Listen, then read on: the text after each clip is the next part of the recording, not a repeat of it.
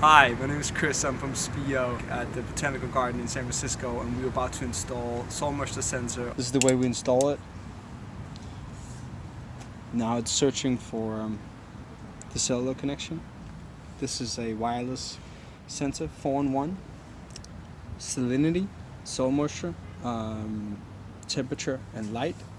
And all that data is sent, like your phone, to a cell phone tower.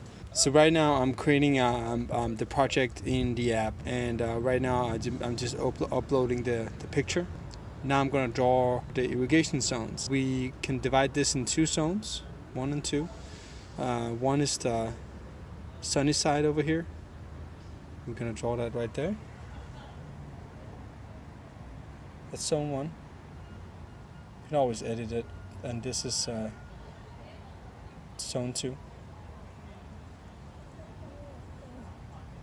And now we're gonna scan the QR code, and the sensor is a yellow dot right here. We're gonna place it in the sunny part of the wall right there in the middle, and we're gonna place the SPIO soil moisture sensor in the floor felt pocket. Okay. Going from the side, chosen this location here. And we actually squeeze it in there. Right there.